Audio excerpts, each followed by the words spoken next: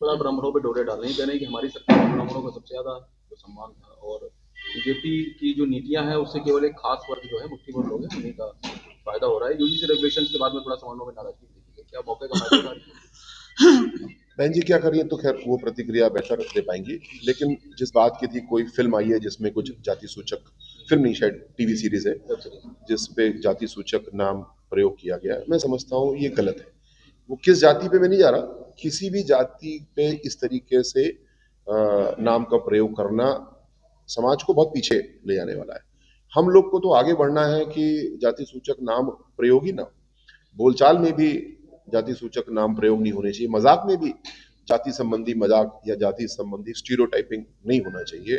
अब इस सीरीज का संदेश क्या है तो हम नहीं जानते, लेकिन जितना अभी तक प्रकट हुआ है, मैं इसको समाज के लिए अच्छा नहीं समझता हूँ, स्वस्थ नहीं समझता। इसको बैन लगाने के लिए आप लोग प्रयास करेंगे? अब बैन तो नहीं कह सकता मैं, यूपी में क्योंकि लगे, नहीं, अब इसके लीगलिटी देखनी पड़ेगी कि ये ओटीटी प्लेटफॉर्म पे है, ओटीटी प्लेटफॉर्म के रूल्स रेगुलेशंस थोड़े अलग हैं।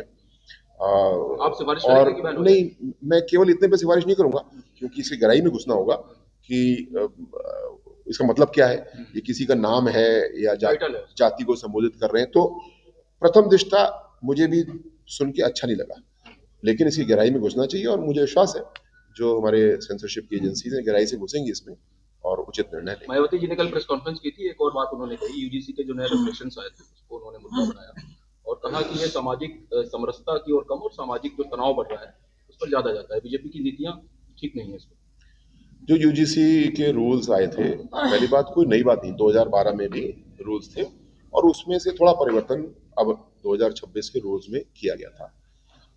बाकी सभी चीजें मैंने बहुत ध्यानपूर्वक अध्ययन किया, तुलना किया, सेक्शन बाय सेक्शन में तुलना की, तो मैंने पाया कि इसमें कोई विशेष परिवर्तन नहीं है। हाँ, केवल एक बात है कि अगर कोई दुरुपयोग करता है तो क्या उसका कोई दंड होना चाहिए या नहीं होना चाहिए।